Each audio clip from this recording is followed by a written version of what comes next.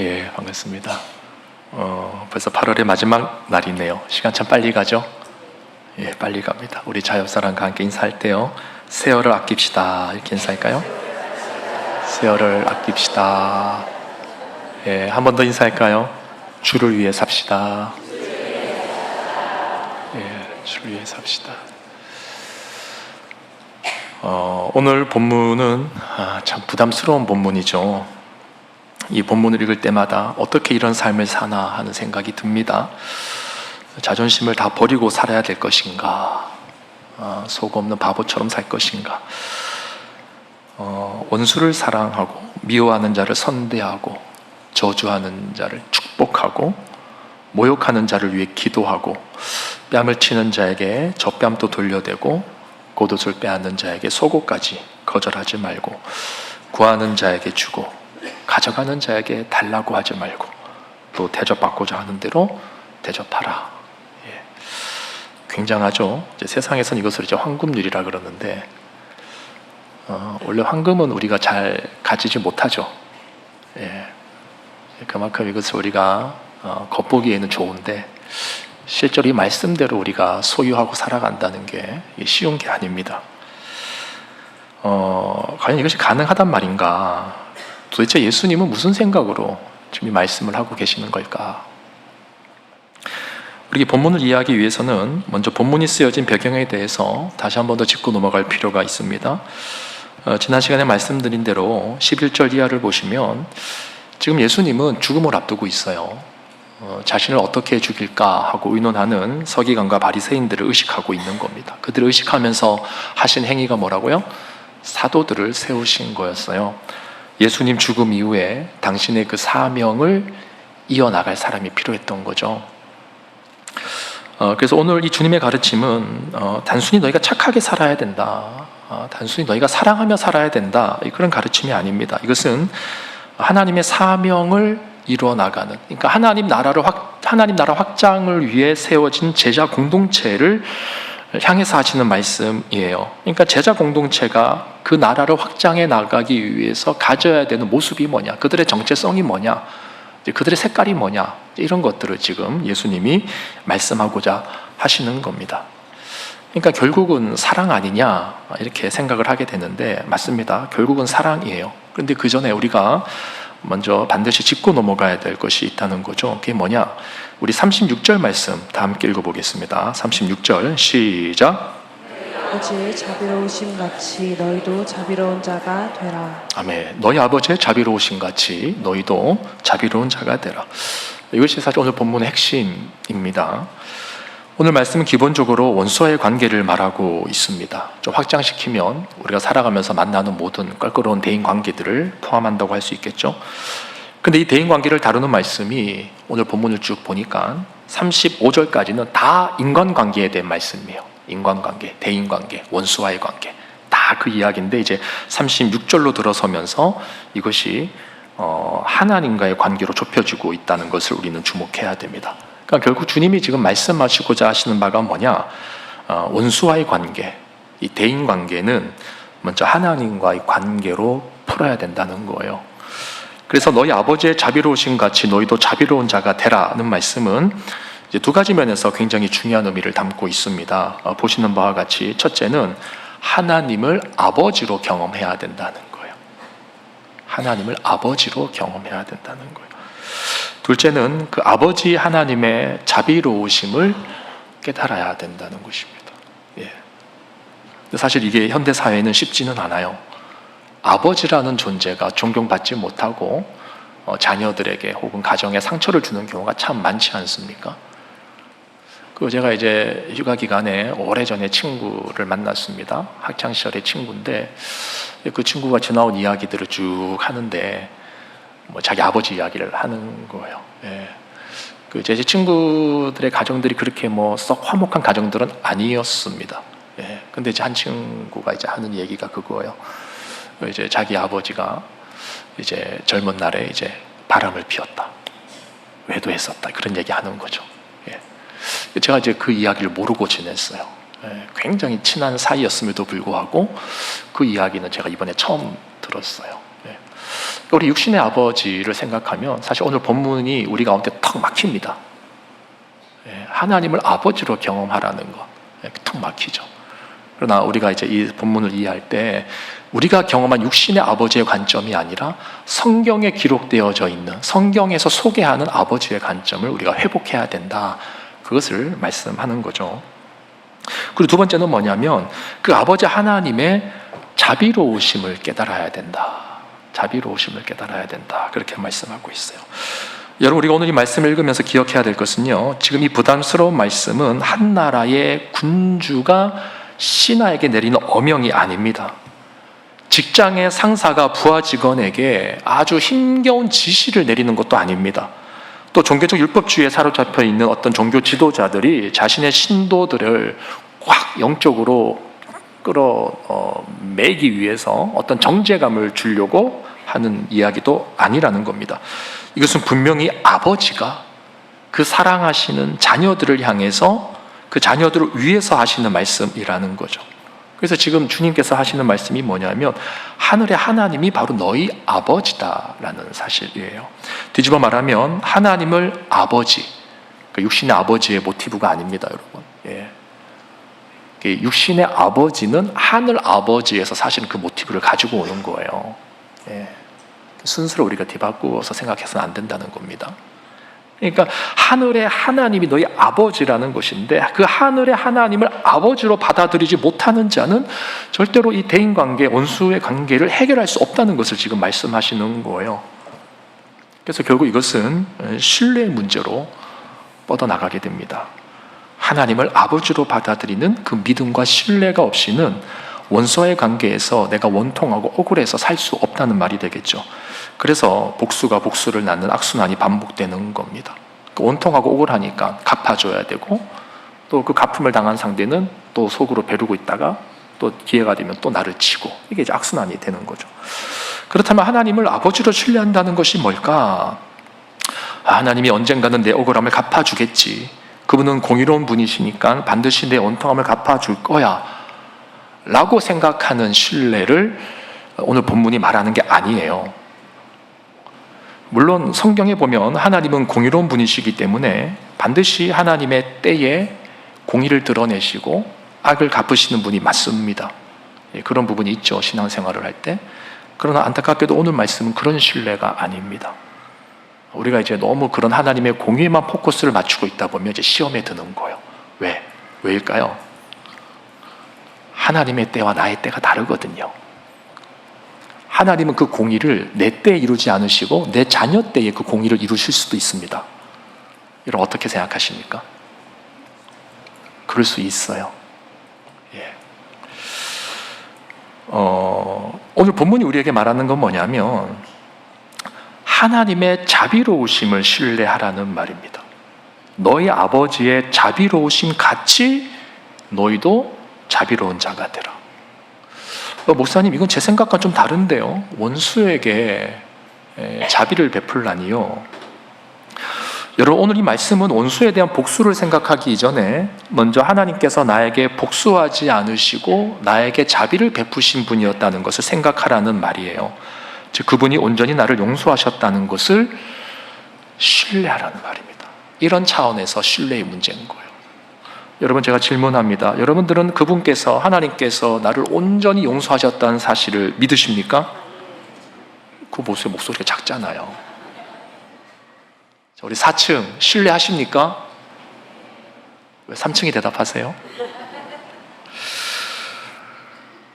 우리는 오늘 본문을 대하면서 내가 미치지 않고서야 어떻게 이런 삶을 살 수 있을까 하겠지만 사실 지금 주님께서 말씀하시는 그 핵심은 너희 안에 하나님의 용서하심을 경험한 감격이 있느냐라는 거예요.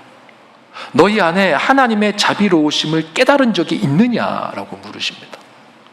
근데 우리는 자꾸 무엇을 경험하려고 하냐면 하나님의 공의를 경험하고 싶어요. 저 원수를 망하게 하시는 하나님의 공의. 근데 여러분, 누구 말 맞다나 여러분들이 진짜 하나님의 공의를 간절히 원하신다면 사실 그건 굉장히 위험한 발상입니다. 왜냐하면 그 공의는 나에게도 동일하게 적용이 될 것이기 때문이에요.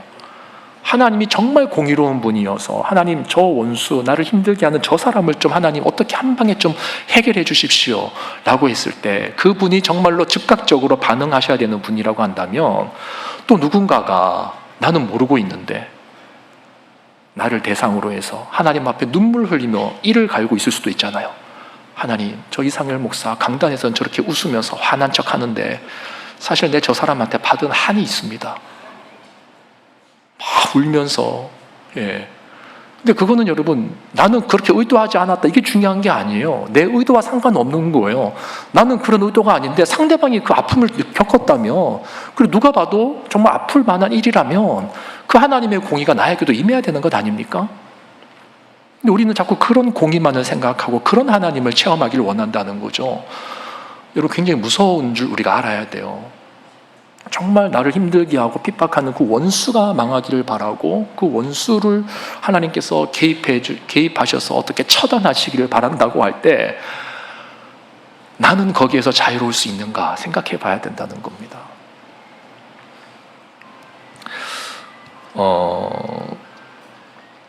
그래서 지금 주님께서 이 말씀을 하시는 이유가 뭐냐면 너희 안에 이 하나님의 자비로우심을 경험하지 못하고 깨닫지 못하면 지금 이 제자 공동체가 형성이 안 된다는 거예요. 지금 주님께서 이 제자 공동체를 세우려고 하는 이유가 뭐라 그랬습니까? 주님께서 죽음을 앞두고 하나님께로부터 받은 그 사명을 계속해서 이어나가야 될 사람들을 세우시는 거잖아요. 그래서 사도들을 뽑으시는 거잖아요. 그 제자 공동체가 세워지는 것이고 그 제자 공동체가 훗날 교회가 되지 않습니까? 그러니까 이 하나님으로부터 먼저 이 감격, 구원의 감격, 용서받은 자의 이 깨달음이 없이는 이 공동체가 형성이 안 되는 것이고 사명이 이어나갈 수 없다는 것이죠. 그래서 바꾸어 말하면 이 용서의 경험이 우리로 하여금 제자의 길을 가게 한다는 것입니다. 하나님을 본받게 한다는 것입니다. 그래서 여러분, 예수님께서 베드로를 부르실 때요, 한번 생각해 보세요. 예수님이 베드로를 다시 부르실 때 다른 건 묻지 않으셨죠. 인간적으로 보면 베드로는 예수님의 원수가 맞습니다.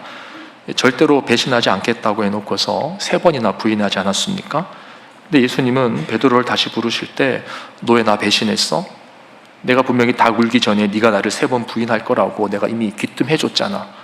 내 말을 귀등으로 들었니? 좀 센가요? 그러니까 인간적으로 우리 자신을 투영해보자는 거죠. 우리는 그럴 수 있지 않아요?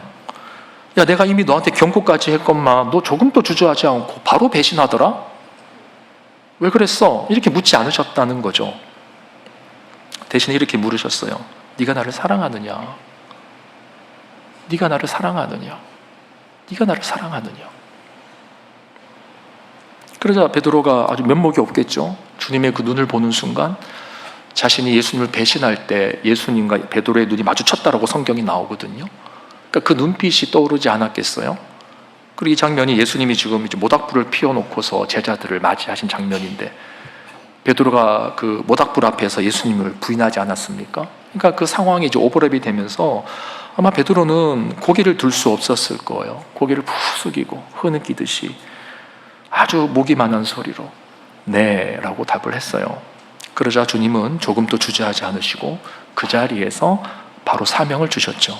내 양을 먹이라, 내 양을 치라, 내 양을 먹이라. 여러분, 이것은 단순히 주님께서 베드로에게 어떤 일을 맡기신 것이 아닙니다. 어떤 직무를 맡기신 이런 차원이 아니에요. 이것은 그분의 사명을 나누어 주신 것입니다. 예수님에게 있어서는 목숨보다 귀한 게 사명이었어요. 그런데 그 사명을 나누어 주시는 거예요. 우리 교회에 이제 사역자가 빨리 모셔지지 않으니까 어떤 분들이 지나가는 말로 그런 말씀을 하세요. 우리 목사님 눈이 너무 높으신가 보다. 저는 그렇게 높지 않습니다. 그런데 한편으로 그런 생각도 들어요. 우리 자녀들이 있는 교육부서, 또 때로는 저를 대신해서 신방으로 가야 될 그 교구 목사님, 이런 분들을 뽑는데 아무나 뽑을 수는 없겠죠. 그러니까 나의 어떤 그런 가치를 누군가에게 이양하고 전달한다는 것은 그 신뢰가 있어야지 되는 거예요. 아무한테나 맡길 수 없는 거죠. 그렇지 않습니까? 그러니까 예수님에게 있어서는 이 사명이 목숨보다 귀한 거죠. 그러니까 죽으신 거 아닙니까?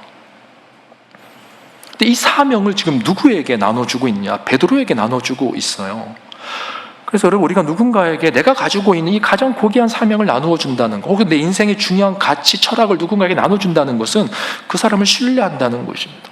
주님은 지금 베드로를 향한 당신의 신뢰를 표현하시는 거고, 그래서 당신의 그 무한한 사랑과 용서를 보여주신 거죠. 그래서 그 사랑과 용서의 힘으로 베드로가 다시금 사명의 자리에 일어서기를 원했던 것이죠. 그래서 여러분, 제자도의 동기는, 사명자의 동기는 뭐냐? 바로 하나님으로 받은 용서에 있습니다. 불을 받아서 사명을 얻는 것 아니에요. 그거 대단히 착각하는 겁니다. 제 주변에도 과거에 불 받았던 사람들 많았습니다. 헌신도 많이 하셨어요. 근데 그 사명의 길을 가느냐? 뭐 여러 가지 상황이 있겠지만 안 가는 분들이 많더라고요, 중간에. 뭐 그분들을 정죄하는 건 아닙니다. 진짜 사명자의 길을 가는, 진짜 하나님으로부터 부름받은 그 길을 가는 동기가 어디에서부터 시작돼야 되느냐 하는 것을 지금 이 베드로와 주님과의 대화에서 우리가 깨달을 수 있는 거죠. 그게 뭐예요? 용서받았느냐는 거예요. 하나님으로부터 용서받은 경험이 있느냐, 하나님의 그 풍성한 사랑, 그 자비로우심을 체험한 경험이 있느냐라는 거죠. 우리는 그 용서를 사랑이라고 부르는 겁니다. 그 사랑 없이는 우리가 제자의 길을 갈 수가 없는 거죠. 그래서 우리는 오늘 이 본문을 보면서 이 본문 너무 어렵다, 내가 미치지 않고서야 어떻게 이런 삶을 살겠는가 할 것이 아니라, 오히려 내가 하나님의 자비로우심을, 그분의 그 사랑을 얼만큼 경험하고 살았는가 하는 그 하나님과의 관계에 포커스를 맞추는 것, 그것이 이제 오늘 이 본문을 대하는 우리의 정직한 반응이 되어야 된다는 것이죠.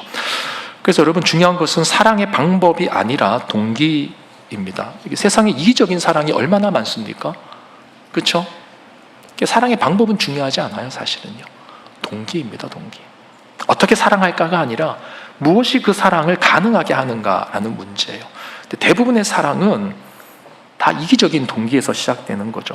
제가 지난번에도 말씀드렸지 않습니까? 연인 관계에서 처음에 저 사람을 내가 배우자로 맞아들여야겠다라고 할 때, 저 사람을 내가 사랑하고 막 이런 생각을 우리가 갖고 있잖아요. 그래서 전문 용어로 콩깍지라 그러지 않습니까? 그게 왜 콩깍지입니까? 정말 그 사람을 알고 사랑하는 거 아니잖아요. 안다라고 착각하는 거잖아요. 그리고 그 사람을 향해서 내가 기대하는 나의 생각이 있단 말이죠. 그 생각에 내가 도취되어져 있는 거죠. 그 사람을 향해 가지고 있는 나의 기대감, 결혼하면 이렇게 될 거야 라고 하는 나의 생각, 그러니까 그 생각을 내가 사랑한 것 뿐이에요. 그 생각을 내가 사랑한 거죠. 그러니까 우리의 그 사랑이라고 하는 것이 이기적인 게 되게 많습니다. 그게 중요한 게 아니라 무엇이 그 사랑을 가능하게 하는가, 이게 중요한 거죠. 바로 하나님의 용서에 대한 체험입니다. 이 용서는 하나님이 우리 아버지이시기 때문에 가능한 거예요. 아버지 하나님이시기 때문에 우리를 용서하셨다라고 하는 것. 그래서 탕자의 비유에 보면 둘째 아들이 정말 배은망덕하게 아버지를 떠났지만 아버지는 계속해서 기다리시죠. 잘못을 뉘우치고 돌아오기만을 계속해서 매일매일 기다리고 있으십니다. 그러다가 아들이 나타나니까 신발을 벗은 채로, 신발이 벗겨진지도 모르고 막 달려가는 거죠. 그래서 아들을 막 안아주십니다. 아버지이기 때문에 가능한 거예요. 여러분, 혹시 영화 국제시장을 보셨습니까? 그 영화에 보면 7, 80년대를 배경으로 하는 주인공 독수가 나옵니다. 한 가정의 가장으로서 온갖 수고를 마다하지 않는 모습이 나오죠. 부모와 동생과 처자식을 위해서라면 자존심도 버리고 자신의 꿈도 버리고 뭐든지 괜찮다 했던 그런 아버지의 모습입니다. 영화 중간에 이런 장면이 있어요. 주인공 독수가 동생의 결혼 자금을 모으기 위해서 베트남전에 참가하려고 합니다. 그래서 아내를 설득하는 장면인데, 이때 독수가 이렇게 말해요. 장남이나 가족을 잘 돌봐야 되는 거 아이가, 이렇게 말을 합니다. 그래서 견디지 못한 아내가 소리를 질러요. 뭘 더 한단 말이에요? 왜 항상 당신만 희생을 해야 되냐고요? 이렇게 막 소리를 지르고 울부짖어요. 이때 독수가 이렇게 답합니다. 이런 게 내 팔자라고, 이게 내 팔자라고. 내 팔자가 이런데 내보고 어쩌란 말이고 그래요. 이 장면을 보는데 많은 생각이 들었어요. 과연 이 주인공 독수는 속도 없고 자존심도 없고 끈도 없이 살아가는 사람인가? 가족만을 위해서 희생만 하는 미련한 아버지의 모습인가? 아니죠. 오히려 가족을 위해서라면 모든 짐을 대신 짊어질 수 있는 넉넉한 가슴과 어깨를 가지고 있는 아버지죠. 이 아버지의 책임감 아닙니까? 가족들을 향한 사랑이죠.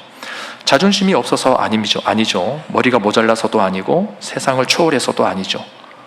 단지 가족을 위해서라면 뭐든지 내어줄 수 있는, 자존심까지도 버릴 수 있는 넉넉한 사랑인 거죠. 하나님 아버지의 마음이 이제 그런 것이죠. 아니, 그 이상인 것이죠. 우리를 위해 독생자 예수 그리스도까지 십자가에 내어주신 사랑, 그 사랑으로 우리를 용서하신 것입니다. 그래서 하나님께서 우리에게 아들을 내어주셨다. 이 말은 자기를 우리에게 내어주셨다는 말이거든요. 이 내어주셨다는 말이 굉장히 신학적으로 중요한 말입니다. 다 내어주신 거예요.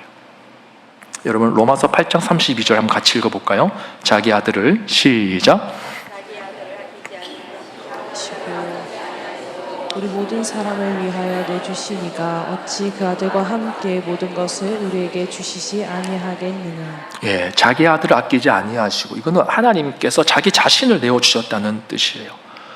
저와 여러분을 살리시기 위해서 독생자를 내어주셨습니다. 자신의 전부를 내어주셨다는 말이죠. 근데 중요한 거는 언제 내어주셨느냐가 중요해요. 언제 내어주셨는가. 예. 우리 로마서 5장 말씀도 같이 읽어보겠습니다. 시작.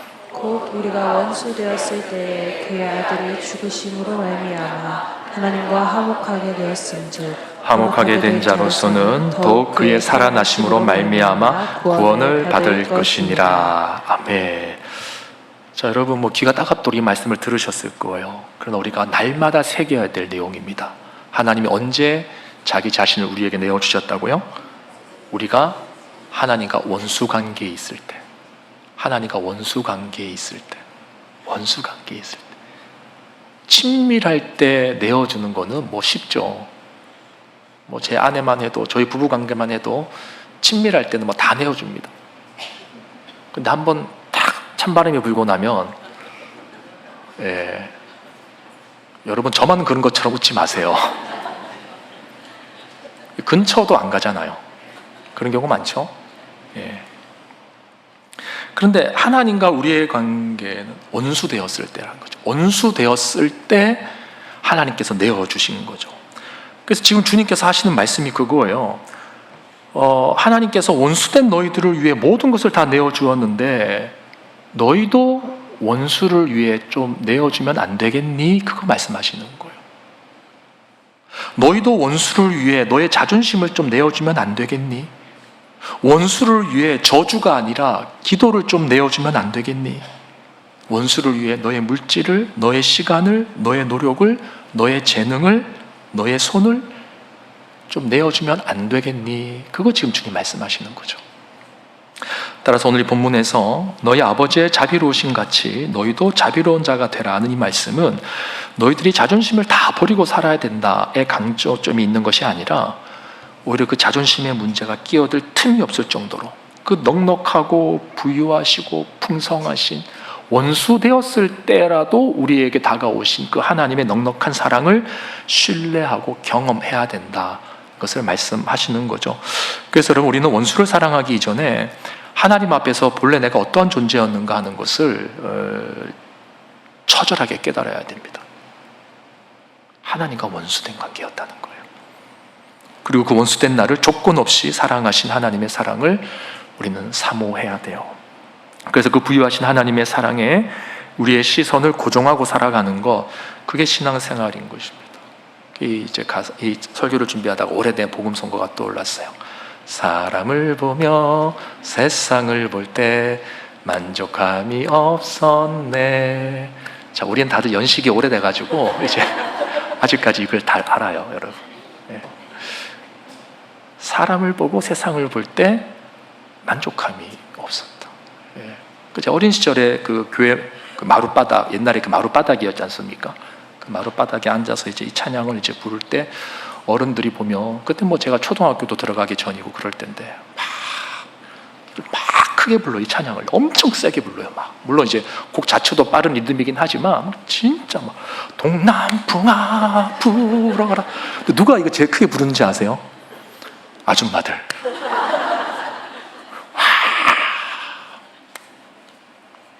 어찌나 그 사람들에게 속상하고 아프고 괴로운 게 많으셨는지. 아줌마라 그래도 또 시험에 드실 분들이 계시. 아줌마가 아니라 집사님들, 권사님들, 예, 수정합니다. 예, 시험에 들지 마시길 바래요. 예. 근데 이제 이 찬양만 나오면은 온 성도들이 대동단결해서 막 불렀던 기억이 나요. 제가 정말 막 박수, 손바닥이 아플 정도로 막. 예. 왜 그랬을까? 지금 생각해 보면 사람을 보며 세상을 볼 때 만족감이 없었다. 우리가 이제 다 경험하는 거죠. 예.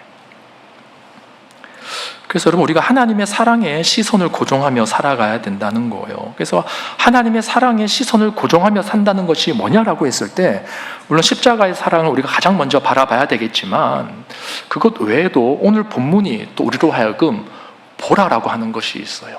너희들 이거 바라보고 살아야 된다라고 하는 내용이 있다는 거예요. 이제 그것만 살펴보고 마칠 텐데요.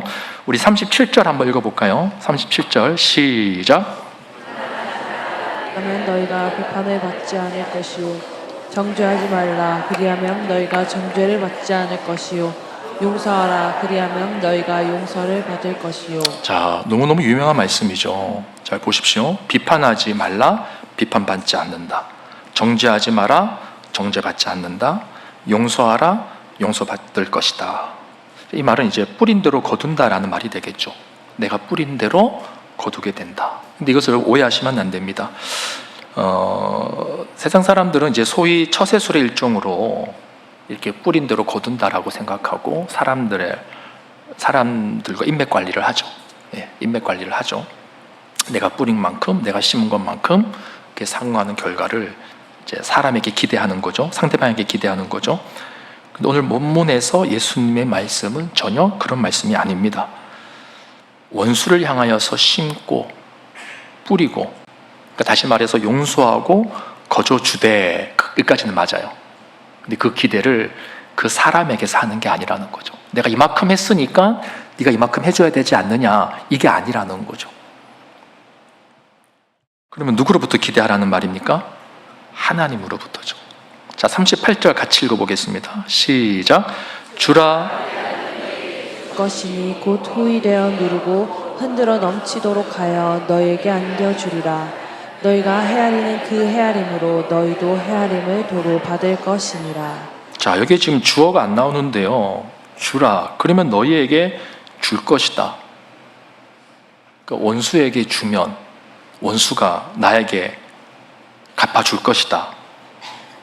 이 말이 아니겠죠. 원수가 설마 나에게 후이 되어 누르고 흔들어 넘치도록 안겨주겠습니까? 여러분들이 원수에게 아무리 잘한다고 한들 그 원수가 그만큼 나한테 잘해주겠냐고요? 아니잖아요. 이거 지금 누가 해주시겠다는 거예요? 하나님이 하시겠다는 거죠. 그렇다면 그 위에 37절 말씀도 우리가 같은 맥락에서 이해를 해야 됩니다. 비판하지 말라, 그리하면 너희가 누구로부터 비판받지 않는다는 거예요? 원수로부터가 아니라 하나님으로부터.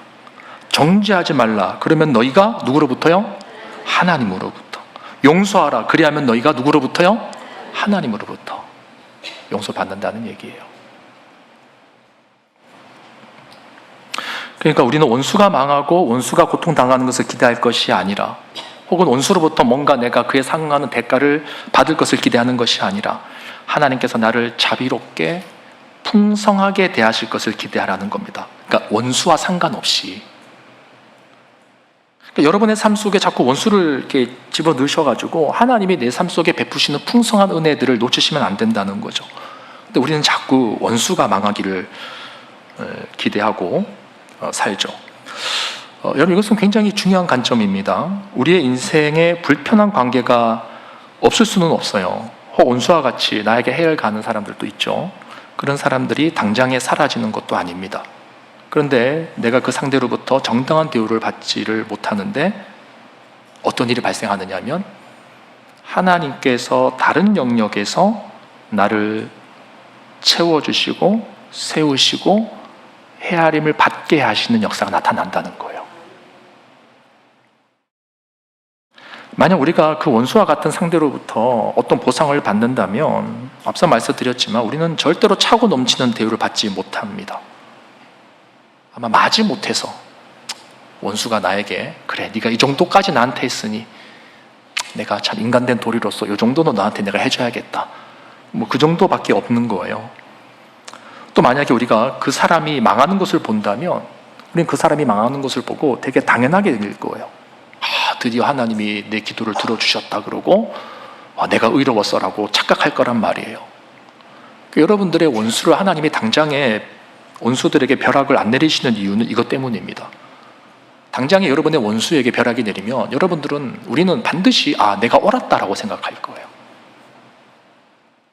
하나님은 그거 원치 않으세요. 우리가 우리 의에 충만해서 내가 옳았어, 그거 하나님 원치 않으세요. 그런데 내가 그 사람을 사랑으로 대하는데 그 사람으로부터는 아무런 변화가 없어요. 그런데 그 사람과 상관없는 나의 다른 삶의 영역에서 하나님이 채우시고 헤아려 주신다는 거죠. 그것을 경험해야지만 하나님이 나 같은 것이 뭔데 내게 이런 은혜를 베풀어 주셨냐라는 고백이 나온다는 거예요. 이해 가시죠? 예. 아무 자격 없는 나에게 채우시는 하나님의 은혜, 그 앞에서 우리가 겸손해지는 거죠. 그러니까 지금 주님께서 하시는 말씀이 뭐냐? 하나님께만 소망을 두라는 겁니다. 하나님만 신뢰하고 그 사랑을 확신하고 그분의 자비로우심과 풍성하심을 믿고 살아가라는 거예요. 원수를 자꾸 묵상해서 될 일이 아니라는 겁니다. 예. 저도 이제 기도할 때 보면 그 힘들게 하는 분들, 또 어려운 분들, 불편하게 하는 사람들, 원수 이렇게 떠오를 때가 있어요. 막 하나님 앞에 쏟아냅니다. 예. 시편에 보면 다윗이 막 저주 기도도 하잖아요. 예. 그래서 저도 하나님 앞에 하나님 이거 어떻게 하면 이룰 수 있습니까? 어떻게 해서 이렇게 할 수 있습니까? 라고 저도 막 쏟아낼 때가 있어요. 예. 그러나 그것은 하나님께만이죠. 하나님께만. 예. 사람에게는 절대로 그래서는 안 되죠. 그런데 하나님 앞에 그렇게 소망을 두고 쏟아낼 때 이제 하나님께서 우리 가운데 어떻게 개입하시고 일하시고 역사하시는가 하는 것을 우리가 기대하게 되는데, 그런 기대한 이전에 먼저 하나님이 하시는 작업이 있다는 거예요. 그게 뭐냐?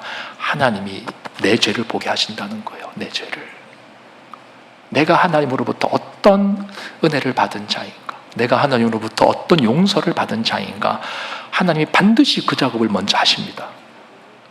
그 작업 없이 하나님의 공의가 실현돼 버리면 우리는 정말 하늘 높은 줄 모르고 내가 의로운 줄 알아요. 말씀을 정리합니다. 우리가 하늘의 하나님을 아버지 하나님으로 신뢰하고 또 아버지 하나님의 무한한 사랑과 자비하심을 먼저 경험하지 못하면 우린 절대로 제자 공동체로서의 사명을 감당할 수 없다는 것을 기억해야 되는 것입니다. 그래서 우리의 시선을 항상 하나님께로 고정해야 되는데요, 우리 마지막으로 이 말씀만 한번 대조로 읽어보고 마치도록 하겠는데, 오늘 본문에 보면 사람을 의식해서 선을 행하는 무리가 있고 하나님을 의식함으로 선을 행하는 무리, 이 두 무리가 지금 대조되고 있는 것을 우리가 잊지 말아야 돼요. 자, 32절에서 34절 말씀 한번 볼게요. 여기에 보면 너희가 만일 너희를 사랑하는 자만을 사랑하면 칭찬받을 것이 무엇이냐? 죄인들도 사랑하는 자는 사랑하느니라. 무슨 말이냐면 쉽게 말하면 이런 거예요. 목사를 사랑하는 성도들만 사랑해서 칭찬받을 것이 무엇이냐, 이 말인 거죠. 33절 너희가 만일 선대하는 자만을 선대하면 칭찬받을 것이 무엇이냐? 죄인들도 이렇게 하느니라. 그러니까 우리가 교회 생활을 하거나 직장 생활을 할 때 나한테 잘해주는 사람에게만 나도 똑같이 잘해주는 거, 이거를 주님께서 지금 뭐라고 말씀하시는 거냐면 죄인들도 이렇게 하느니라, 이렇게 말하고 있어요. 쉽게 말하면 조폭들도 그렇게 한다는 거예요. 자기들끼리. 그 의리가 어마어마하죠. 또 34절에 너희가 받기를 바라고 사람들에게 구워주면 칭찬받을 것이 무엇이냐. 막 잘 구워주고 나누는 사람이 있어요. 정말 잘 섬기는 사람이 있어요. 근데 주님께서 그 동기를 살펴보시는 거죠. 그 동기가 뭐냐? 받기를 바라고 구워주는 거죠. 인정받으려고 구워주는 거죠. 그리하면 그것이 무슨 의미가 있느냐 이렇게 말씀하는 거예요. 죄인들도 그렇게 한다라고 말씀하십니다. 그러니까 사람 바라보고 행동하는 자들을 말하는 거죠. 그런데 반대로 오늘 말씀 37절과 38절에 보면 비판하지 말라. 그리하면 너희가 누구로부터요?